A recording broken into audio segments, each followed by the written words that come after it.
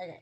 Um, Hello, everyone. This is Kyla from Hidden Gems Literary Emporium here in New Brunswick, New Jersey. And today we have the author of this amazing and powerful book, I Drove a Red Car to a Better Me, by Mr. Dean Skewes, all the way from Australia. Thank you for joining us today. Oh, it is my absolute pleasure to be here with you today. Such an honor. Oh, it's an honor to speak with you and to see your bright, exuberant smile. Thank you so very much. And yours. Oh, thank you. Question about Australia.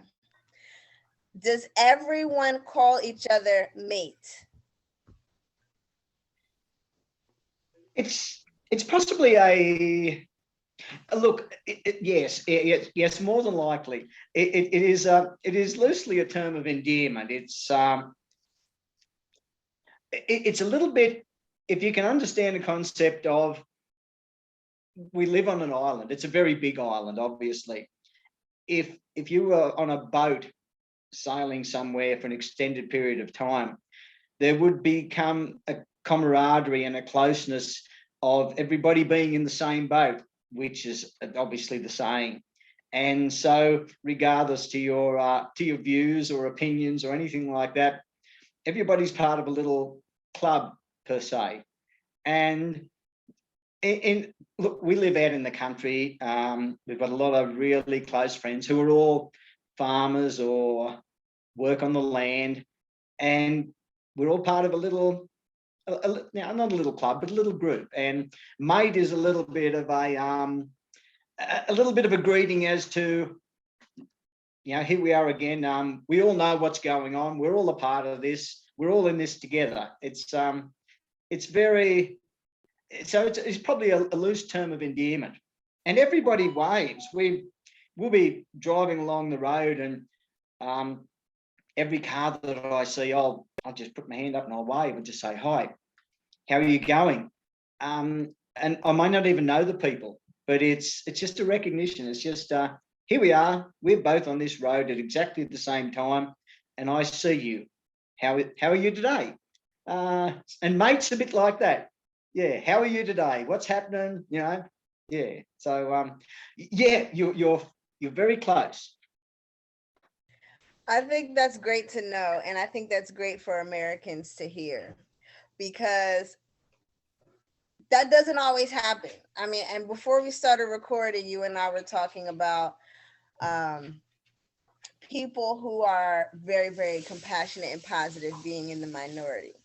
And so, when we walk down the street or if we're on the same road as people, we'll say, hi, how are you? Or, da da da. But sometimes, especially on the East Coast, people will look at you like you've lost your mind for speaking to them, and if you never met them before. So we got to change that. I must admit that in the biggest cities here in Australia, we do suffer from the same problem. There's a lack of recognition that the person that you're looking at or that you've made eye contact is actually alive. And I don't know whether I wrote in that book about a tribal way of seeing things, and we tend to have our little groups, but if we make that group ever bigger, that group could be, our group is the world, our group is Earth, and we're all in this one tribe together. And that's the way that I look at it. I see everybody, I acknowledge everybody, because we are all in it together on a rather large scale, but we are. And it's easy to lose sight of that sometimes, because I think as people, we sometimes do feel rather insignificant and small in the grand scheme of things, where in actual fact, we are a big part of a big picture. Individually, we can be a big part, but we have to acknowledge that. we have to learn that, and that's something that takes a little bit of getting your head around sometimes. Yeah, you're absolutely right. And we all sometimes we may think as people that we play a very insignificant part in this world, but what I found is that when you change your mentality about the world, about your part in the world, you will see that you actually play a very important part and can make a huge impact on people across the world. And we've seen that in our own experiences with the bookstore, but also other things. You're not just one person. Things that you do affect other people that you don't even know. And that is the wonderful thing about it, isn't it? I'm adoring looking at your child and his cameo appearance in our interview. That's just beautiful. That's just beautiful. Thank you. I always tell people there are three founders of Hidden Gems: myself, my husband, and our son. And so he'll pop in once in a while. Anybody who's ever had a toddler knows that there's nothing you can do about it. Sometimes you just can't help it. It's easier to go with the flow, isn't it? It is a lot easier to go with the flow. Yes. Be careful. Okay. Let's talk about the book. Oh, you didn't even get to introduce yourself. See, we just started flowing. Well, we just started flowing and going with the flow. Introduce yourself and talk about, give us a summary of the book and, how it got going. Oh, well, very well. I'll do my best. Yes. I'm Dean Skewes, and my wife insists upon me. She says, you say too many times in your interviews. I do have to try and not say so often. But I've been a shearer and a farmer all my life, and I'm not that smart, and I'm not that educated. Sometimes my brain just doesn't work quite fast enough. But anyway, I'm Dean Skewes, and I've been a sheep farmer and a sheep shearer basically all my life. I left school at probably 15 and started working in wool sheds, shearing sheep. By the time I was 16, I was a professional sheep shearer. That's what I was doing for a living. And I did that for 35 or so years, as well as lived on our farm and raised sheep. And anyway, we were going to visit my sister one in 2013 and in Brisbane.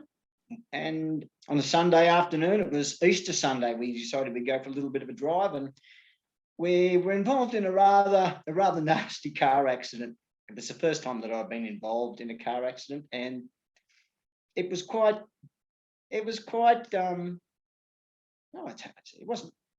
horrible. Sometimes they'd say that your body will shut down, that the shock will help you deal with incidents like that. And I can't remember being in any significant pain, probably discomfort, probably a fair bit of shock and lack of understanding as to what was actually going on. But so we were involved in the car accident, and I suffered some pretty. Luckily, I imagine in America that airbags are standard requirement in all cars these days. Well, thankfully, because of the airbag that we had in our vehicle, I had no injuries above my waist. I'll be a little bit of bruising, but my legs and arms were. My right femur was broken, and it was a compound fracture, and the bone had came out through the side of the leg, and I was sitting there trapped in the car, and as the time sort of ticked by, losing a significant amount of blood, and just well, I can't say chilling, but just hanging out. I couldn't go anywhere else. I was stuck there. But so the book chronicles and follows my numerous surgeries and adventures, good, bad, funny, happy, sad, over 7 years that it basically took before I'd actually reached a point where I could say myself that I'd recovered. And it's a very, look, as I was writing, it's a very reflective book. It asks a lot of questions, as I had to ask a lot of questions of myself. It made me think about the world and my relationship with the world and other people. It gave me a great opportunity to think about my relationship with my father and my family, which was wonderful. A lot of us never get an opportunity to have those reflections. And the book gave me that opportunity. It was a wonderful healing process to write the book, probably to read it afterwards when it was completed was really quite daunting. And maybe I had to read it from a third person point, because I can differentiate between what you write and what you read. They're two different processes. One is an outward expression and the other one is an inward absorption. And they're different processes, peculiarly, isn't it? And so anyway, so that's my book. That's my story.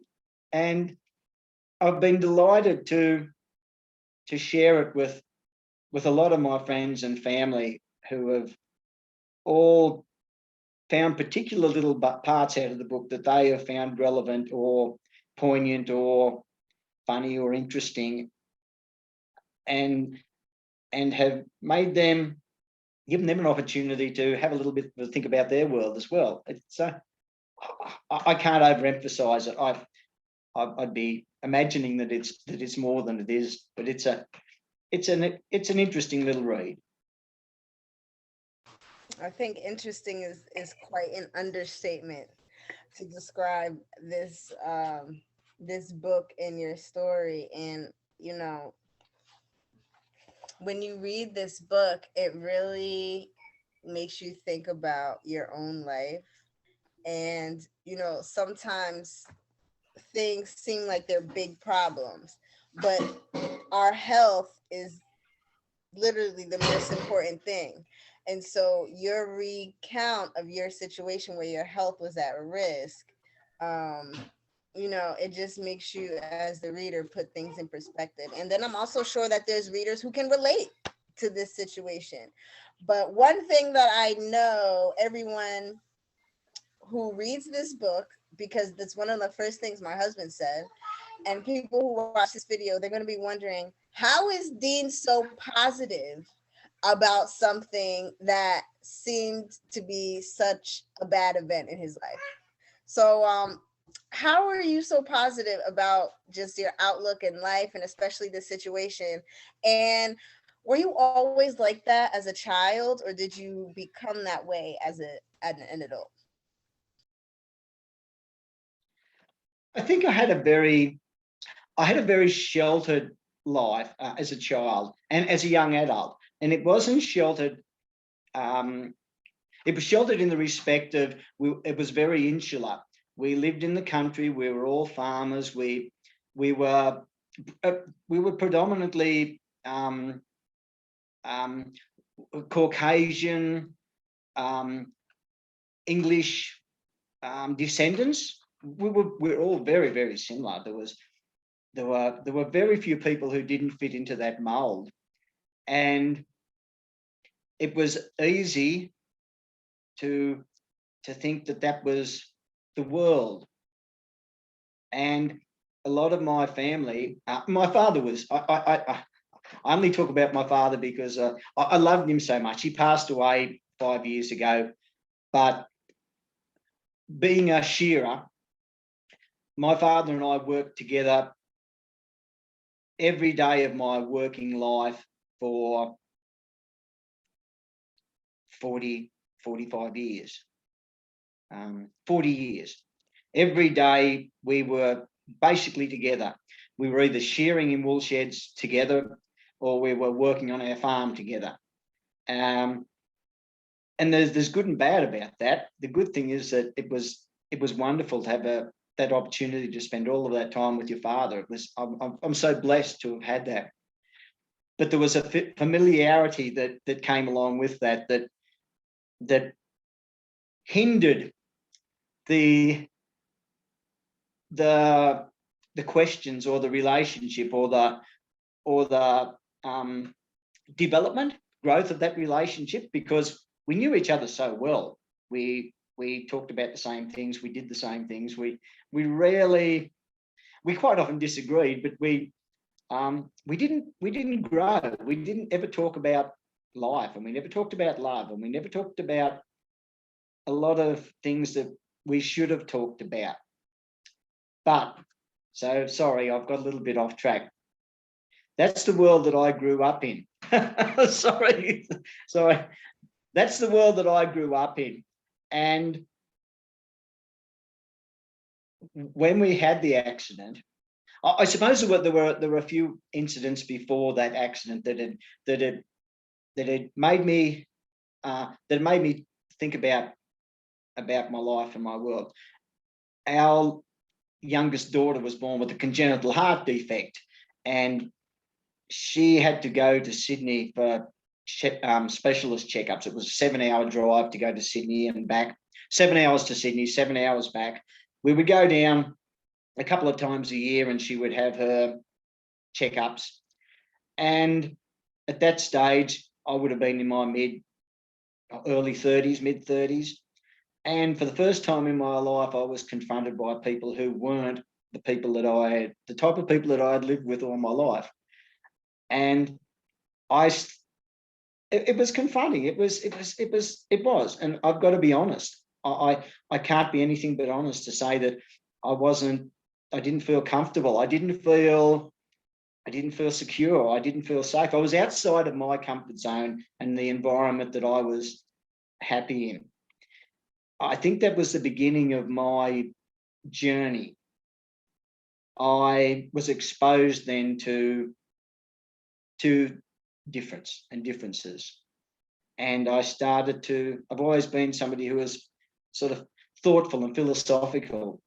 And I started to wonder and question my own ideas and beliefs. So when we had the car accident and I ended up in hospital, and in Australia, we're a very lucky country. We're a very fortunate country. And a lot of people don't want to do the hard jobs. A lot of people don't want to be farmers. They don't want to be labourers. A lot of people don't want to be nurses. And we have a large percentage of nurses that they might be English or Scottish or Malaysian. They might be from Vietnam. They could be Indian. A lot of Indian nurses, a lot of Indian doctors and nurses. And so laying there in hospital, I was being cared for and loved by these beautiful people. And I had nothing but admiration and respect for all of them. I was just so blown away by their care and their compassion. And under tough conditions, our hospitals, some of them are fairly basically, I wouldn't say staffed or resourced. They're certainly up there with developed countries, but all medical systems operate right on the edge, and you don't have quite enough nurses and you don't have quite enough resources. And these nurses at the cold front are dealing with those lack of resources on a daily basis. So they're under stress and they're under pressure. And like I said, I had so much admiration for them. And I walked out of that, well, I didn't walk out of that hospital. A month later, when I was released from hospital, I saw beauty, and I saw love, and I saw hope, and dreams in every person that I made eye contact with. I knew that they were all trying to eke out an existence. They were trying to provide for their families. They were trying to care for their partners and their parents and their extended families. They were trying to make their house payments. They were just trying to live. And I'd never really seen that before. But once my eyes were opened, I've not been able to close them. Isn't that strange? You can crawl out of a shell, but it's so hard to crawl back in, because once you're enlightened, you lose the ability to close yourself up again. Yeah, I've never thought about that before, but yeah. So I've not always been this person, but I've been open to the fact that we can all grow and we can all be better people. And I'm so delighted. Like I said, the accident was the catalyst for my growth. And for that reason, I would not go back and change that, because for as tough as those 7 years were, I've got a new life out of that. And I'd never go back or change that, because I feel within myself, I feel a lot more at peace and a lot happier with my world and the world as a whole. I I love what you said about when you crawl out of the shell, you can't crawl back in. And Ray and I, we usually say something similar. Once you know, you can't unknow. It's already out there, and you've already experienced it, and you can't just forget it. Now you're in a position where, okay, I'm either going to blatantly ignore this information, even though it's still going to stay in the back of my head, or I'm going to change my life and change the way that I think, or appreciate more, love more. And yeah, you should be a motivational speaker. Did anyone ever tell you that? I would like that. I really would. I would love the opportunity to be able to uh, not help people. Like, I think it's very naive of people to say, I'm going to go out there and help all these people, because I don't have the skills to help people. They have to help themselves, but you need the tools, and you need somebody to make you need somebody to make you look like this and think, well, that's interesting. I never thought of it in those terms. I never imagined that. I never understood that.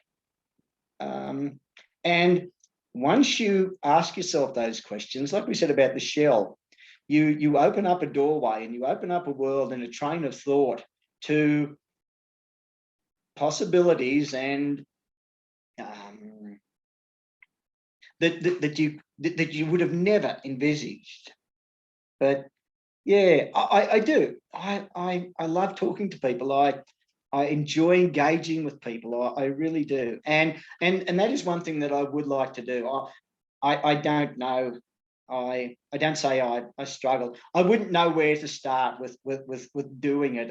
Somebody would have to grab me by the arm and say, come here, I want you to come and talk to these people. And I'd be there in a flash. I would be, because if I can give to anybody, I said when I wrote the book, if I could help one person, if I could make one person's life a little bit brighter, if I could put a smile on one person's face, just one person, that book and everything that I went through was worth it.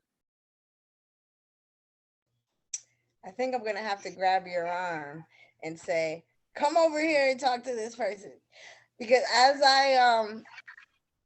I'm listening to you, uh, I'm just thinking of all of these people who need to meet you and just hear you talk, and all of the students at Rutgers. This Ray and I met at Rutgers University, and we do a lot of work with the school still, with the bookstore, and a lot of the students come by, and I really think that they all need to hear you.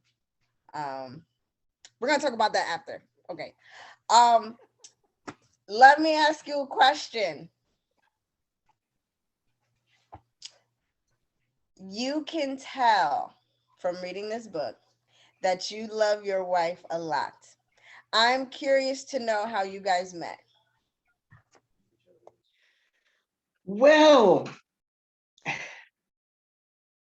as I said previously, we grew up in a small world. We grew up in a small world, and my father,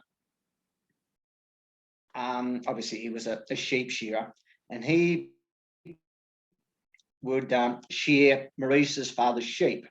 And when I left school and was old enough to go shearing, I went and worked there as well. And they only lived about 30 kilometres from where we lived. And our families had always known each other socially, dances and parties and tennis and things like that. So our families had always known each other. And I'd known Maurice when we were younger. But look, it's a familiarity thing, isn't it? It's you get just a little spark, and and if you just keep on exposing yourself to that, look, let's call it a drug. You keep on exposing yourself to that drug, and eventually you're addicted. And I suppose I was probably 17 or 18. Reese was 14 or 15. She was still going to school, but we were spending time together, and it's been a wonderful journey. It really has. It takes a lifetime to learn, and I don't say all about. It takes a lifetime to learn about the person that you live with. You never stop learning. You never know everything about them. There's little things that'll crop up and you think, gee, I didn't realize that you felt that way or thought that way. It's such a wonderful adventure. And I think that the accident came along at a point of time that, not saying that we needed the accident, but the accident really strengthened our relationship. And I said to somebody the other day, I don't know whether these are thoughts that I have myself and that nobody else. I think I can verbalize feelings and ideas rather easily. I said to somebody the other day, marriage and relationships, they're when everything's going fine, when everything's going good, they're a dime a dozen. You know, like it's the tough times, the struggles and the tough times. They are the cement that makes a relationship strong. It's going through those tough times and keeping each other together, working through a situation that individually you wouldn't be able to work through. And that's the cement that makes a marriage and a relationship work. Because the laughs and the jokes and the fun times, you can have them with anybody, but you've got to have that special person to deal with those tough things. And the car accident was one of those catalysts for our relationship. I said to Maurice, I woke up that next day in hospital in Brisbane, and I just said to Maurice, I said, if you have to go, go. If this is too much for you, I can understand, because this isn't going to be an easy journey. And I wouldn't blame you if you said, I can't do this. You know, it'd break my heart, but I don't want you to be in this for the for the wrong reasons. I don't want you to be here caring and looking after me and dealing with this if you don't think you can, if you can't do it, because it's going to be tough. And it was tough. It was really hard. There were, like I said in the book, there were days when I'd just lay in bed and cry, where I was completely exhausted emotionally and physically, spiritually. I was exhausted and drained in every sense of the word. And Maurice would just be there when I got out of bed the next day, and she'd dust me off and pat me on the back and put me back together again.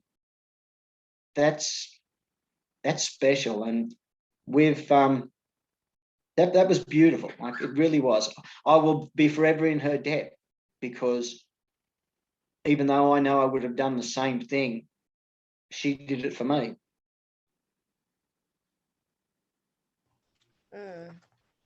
Um, and I was going to ask you next, what's one of the, but there's so many things to take away from this book and from your story, that being one of the big ones too, um, about, you know, marriage, your relationship, and things like that. What are some of the other main things that you want readers to take away from this book?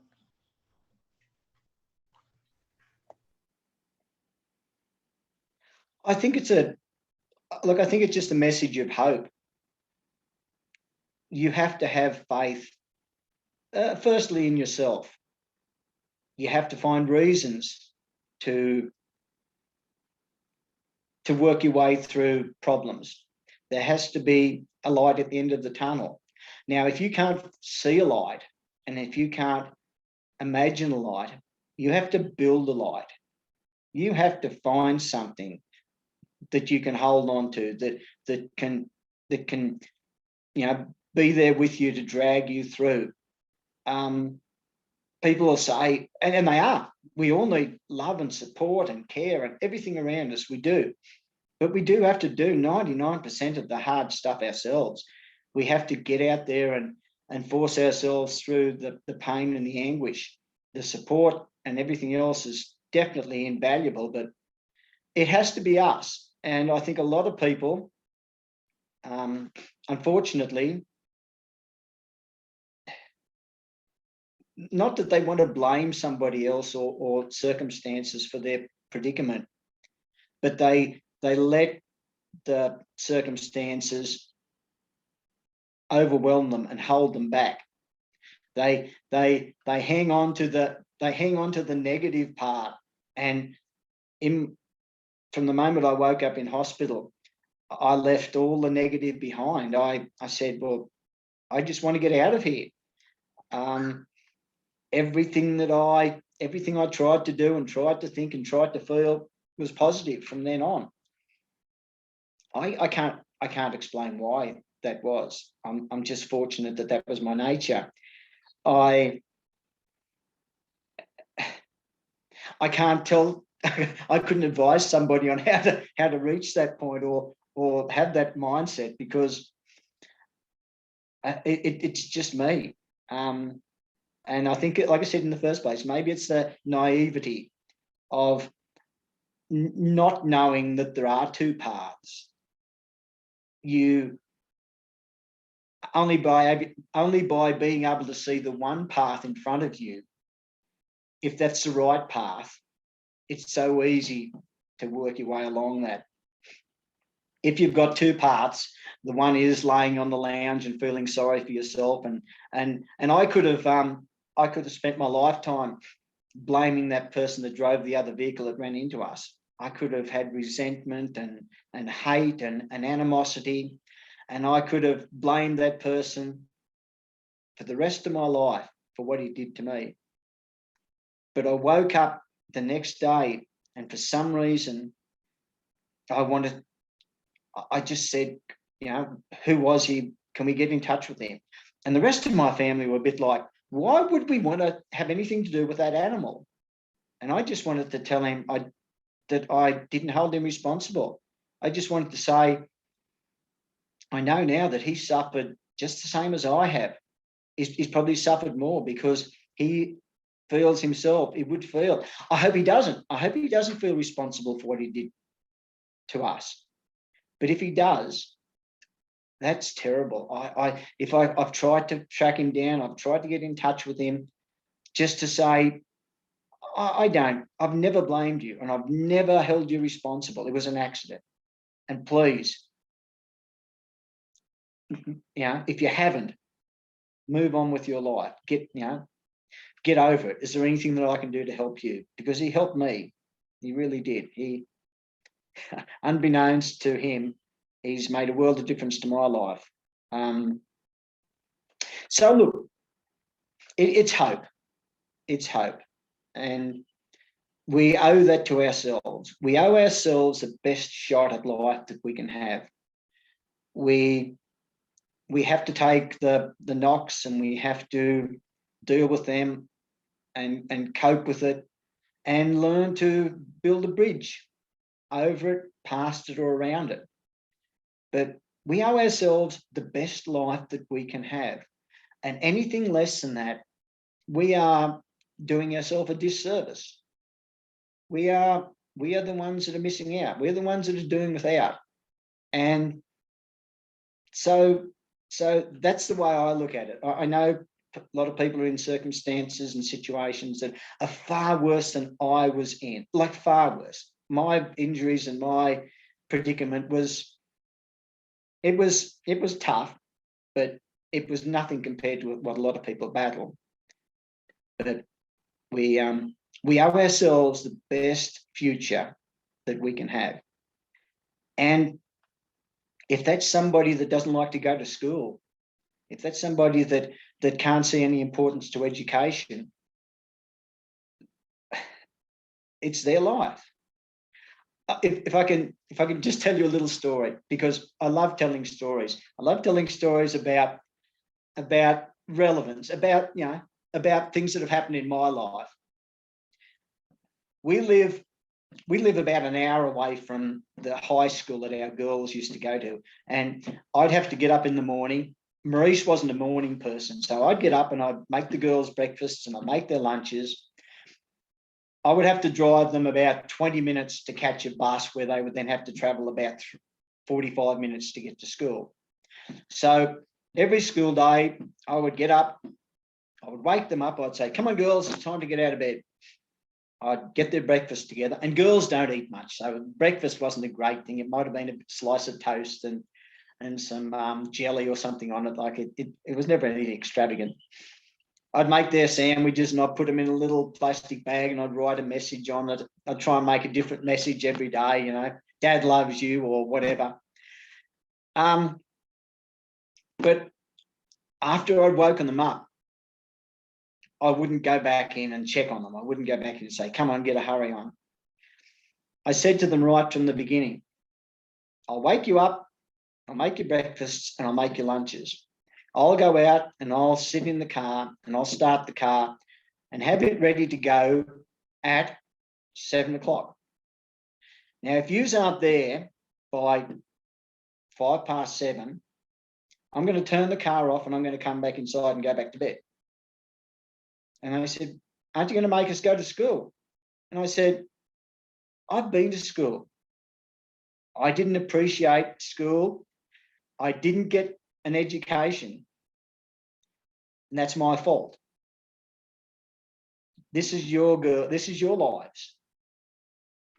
If you're not going to get up and go to school, I'm not going to make you, but you're the ones that are going to suffer the rest of your life if you don't get an education. It's your choice. It wasn't my choice to make. It was theirs. And even as 12 or 13-year-old girls, I think they got that.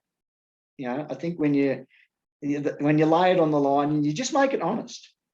If I had to drag them out of bed one day, I'd probably have to drag them out of bed every day. And honestly, I couldn't do that. I couldn't do that. I couldn't do that for 6 years. So we have to do these things for ourselves. Somebody has to sort of say, I can hold your hand, I can be there if you're having a bad day. I can have a cup of coffee with you. I can have a chat, but I can't do it all. I just can't sort out all your troubles. I can't deal with all your troubles. You have to deal with it yourself, with my assistance, with my help, and that's it. It's sad, and it's a little bit brutal. A lot of people look at me and they sort of say, "Oh, gee, that's that's a little bit brutal." But we have to be honest with ourselves. We do have to be honest with ourselves.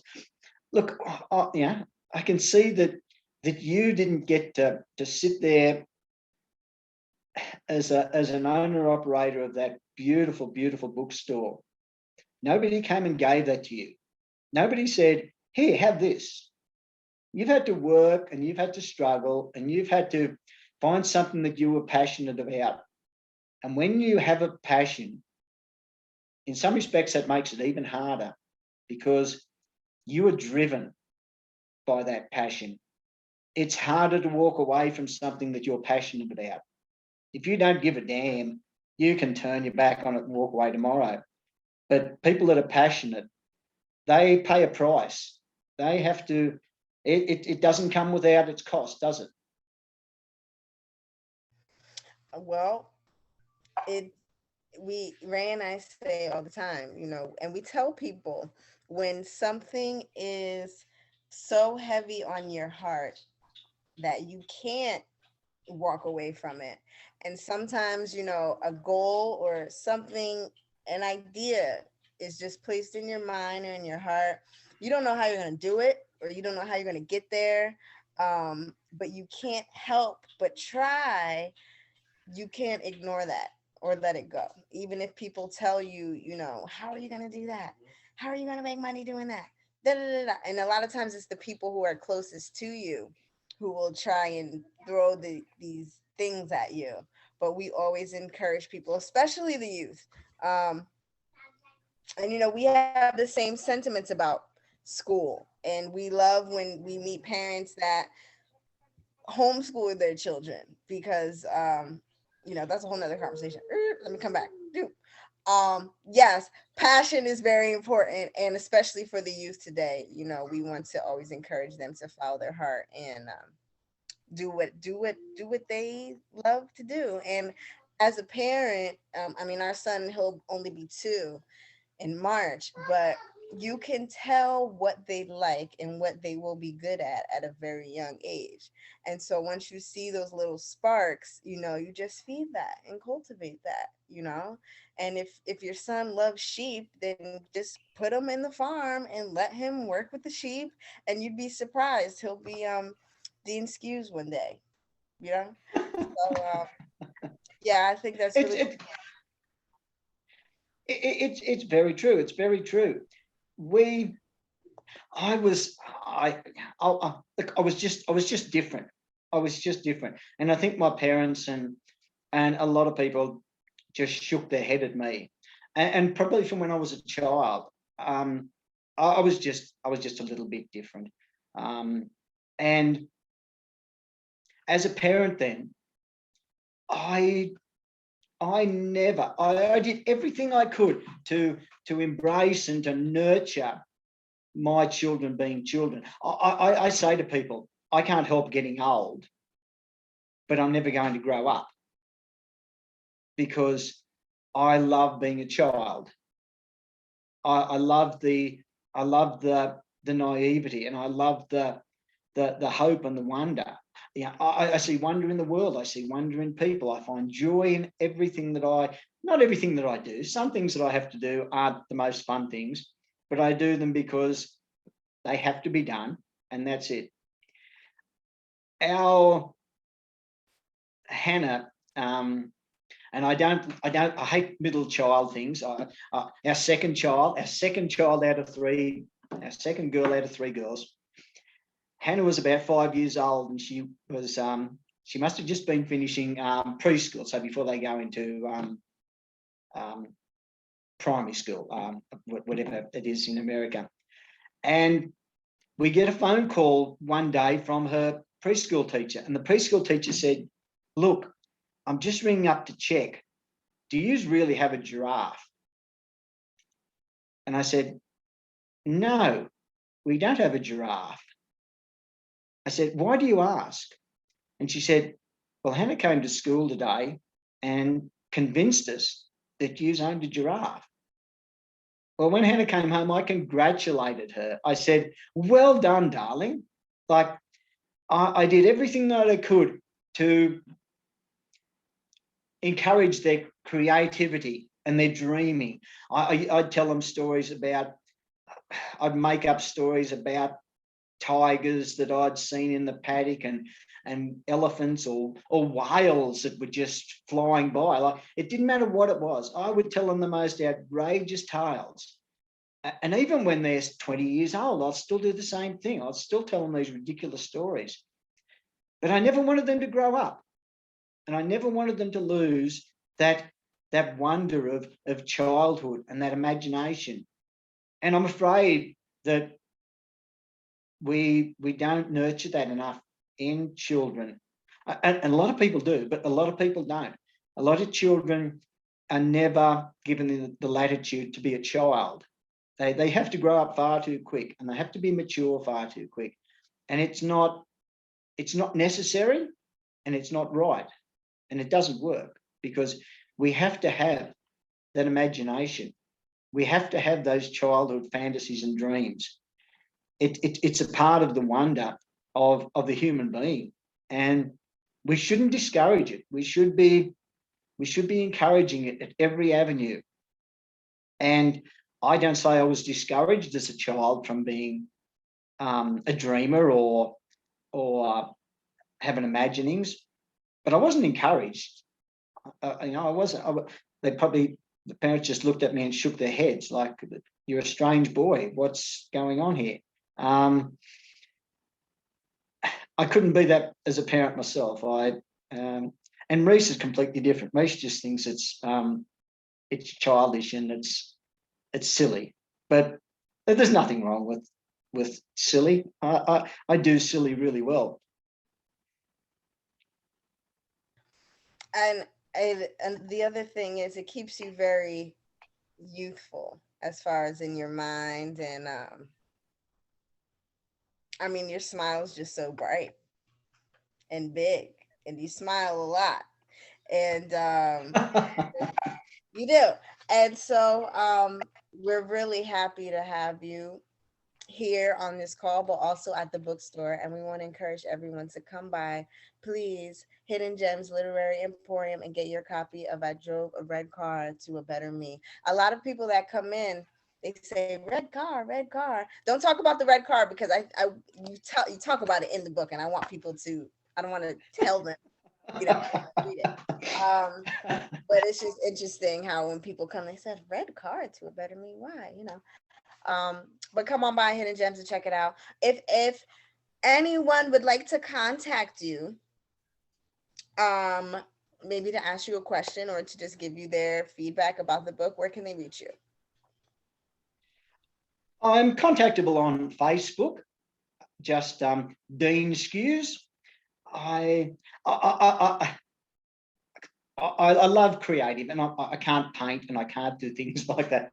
Well, I'd never say I can't paint. I believe that I could paint. I could paint something. I don't know whether it'd be something that would be aesthetically pleasing, but I'm sure I could paint.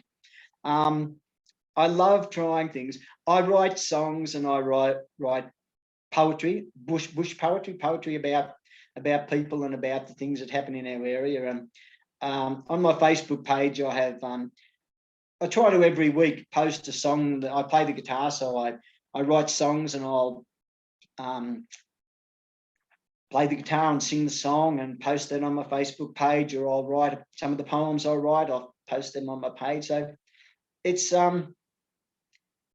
another little thing of my, if somebody gets a laugh or puts a smile on somebody's face, that's good. That's all I want. I'll just make somebody's day a little bit brighter. So on Facebook, Dean Skewes, and you'll find me there. And And I'd just be delighted. I really, really would. I would, yeah.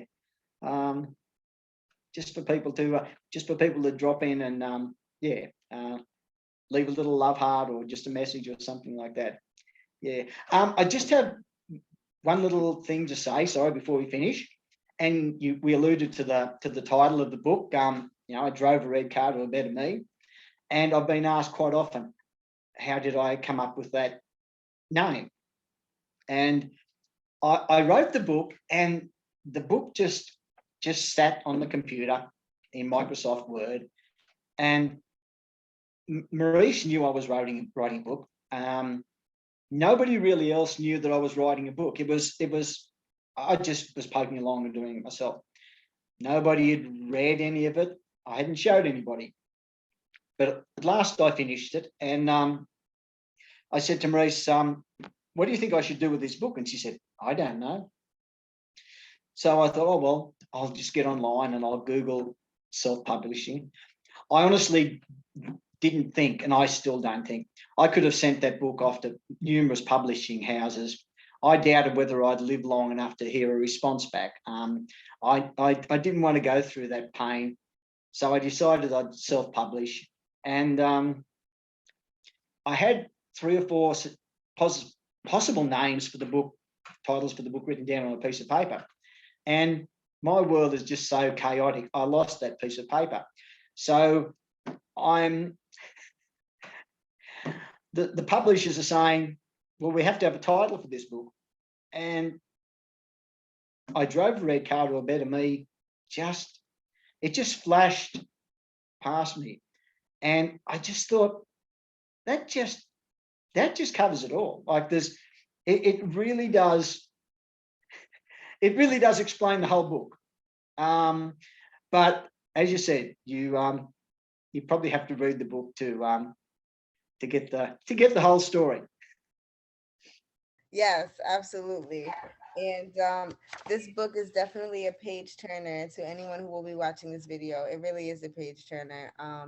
We look forward to writing a review on it and posting it on our website, but also on goodreads.com.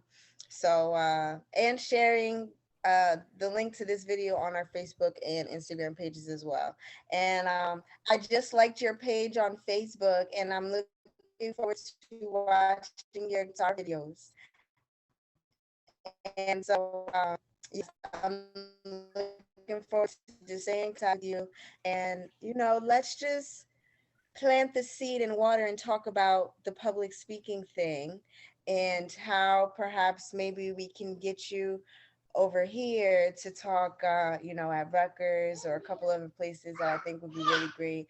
So let's just stay in touch, please. Like my husband said, as soon as he got to page 4, he said, I want to be this author's friend. So let's be friends. I would be delighted. I would be absolutely delighted. Like I'm up for anything, and I've got so much room in my world and my heart for friends. Everybody can be my friend, and I hope that I can always be a worthy friend. I hope that I can be somebody that the people, that all the people that are my friends, I just want to be. I can never be, like I said, I can never be anything that's extra special, but if I just put a smile on people's face and make their day just a little bit brighter, that's all that it is. That's all that it is. Yeah. Have you got room? Have you got time just for one more little story? Of course we do. We shop at a supermarket, and a couple of years ago, the supermarket had a little coffee shop in the supermarket, and we'd get a cup of coffee, and then we'd wheel our trolley around and do our shopping, Maurice and I. And there was a lovely young girl. She was probably 20, and she was the barista and making the coffee. And right from the beginning, I probably said something silly about, where do you keep the cows that you get the milk from for the coffee, or something like that. Like, it'd be something silly. And she had a little bit of a laugh about whatever I said. And we just started we'd have a little chat. Well, every time we went in, once a fortnight or so, we'd have a little chat. And I finally found out that she was saving her money up to buy a car. And I was so excited about her saving her money up for a car. And every time I'd go in, she'd tell me a little bit more about what she was doing and, you know, what she was planning for the weekend and all these little things, just chit chat.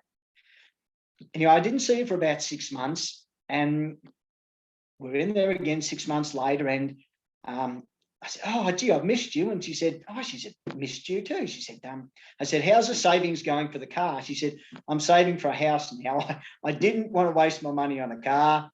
I'm saving for a house." Oh, beautiful. How beautiful. And we talked about the house and we talked about lots of things. Anyway, a couple of months later, I was in there and she was reasonably busy. And I said, you know, we had a little bit of a chat and I said, "Oh, look, I'm so sorry." I said, "I must apologise." I said, "Every time I come in here, I keep you from your work. I have a chat about, you know, I must apologise, like, for taking up your time, for wasting your time." And she said, "Please don't apologise." She said, "You're the only person that I ever have a conversation with." And I said, "You've got to be joking." I said, "You're such a lovely soul. You're such a beautiful girl." She said, "Oh, people will come in and ask for a cup of coffee and they'll say, 'How was your day?'" She said, "Nobody's ever asked me about what I'm doing or what I've got planned or what's happening in my life or anything like that." She said, "You're the only one." You know, she said, "And that's why I smile every time that you walk in the store." You know? And I said, "I thought you just smiled out of the goodness of your heart because you smiled at everyone." And she said, "I remember you," because she said, you're different. Yeah. And we take it for granted that everybody's got somebody to make their day different or put a smile on their face. Maurice quite often says to me, she said, "Don't annoy people. Don't talk to people like you do. Don't impose upon them because they're busy. They've got lives. They've got things that they have to do." And I say, "What about if they're sad? What about if they don't have anybody to talk to? What about if they go home and they sit on the lounge and have tea and watch television and say, 'I've got no friends, nobody cares, nobody's interested'?" I said, "It'd break my heart if I hadn't talked to that person or made them smile, because that might be the only smile they have all day. I hope it's not.